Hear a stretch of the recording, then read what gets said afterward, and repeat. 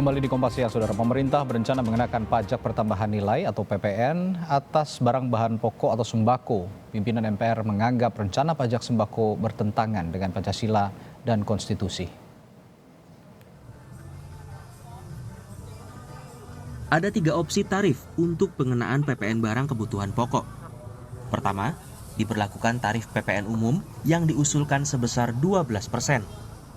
Kedua, tarif rendah sesuai dengan skema multitarif yakni sebesar 5% yang dilegalisasi melalui penerbitan peraturan pemerintah. Ketiga, menggunakan tarif PPN final sebesar 1%. Pemerintah mengklaim penerapan tarif PPN final menjadi alternatif untuk memudahkan pengusaha kecil dan menengah. Semua ini masuk dalam rancangan revisi kelima Undang-Undang Nomor 6 Tahun 1983 tentang perpajakan. Dalam aturan itu, sembako tak lagi masuk objek yang pajaknya dikecualikan. Menurut staf khusus Menteri Keuangan, Justinus Prastowo, dalam kicauannya di media sosial, pemerintah butuh uang untuk mendanai pembangunan.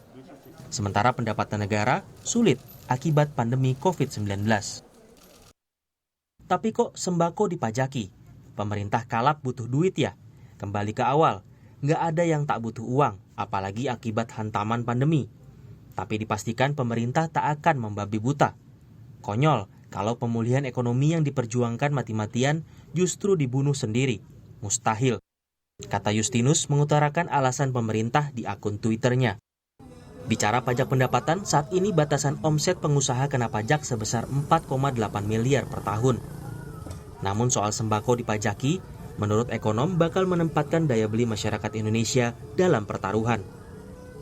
Sehingga memang harus sangat hati-hati dalam melakukan kebijakan perluasan objek PPN ke bahan makanan karena akan berdampak pada penurunan daya beli masyarakat miskin dan angka kemiskinannya bisa meningkat.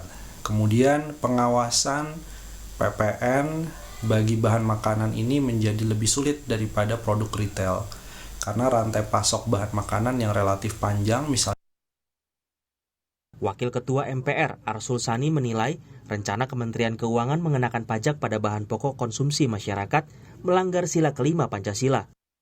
PPN sembako bisa digugat bila diterapkan karena juga melanggar pasal 33 ayat 4 Undang-Undang Dasar 1945.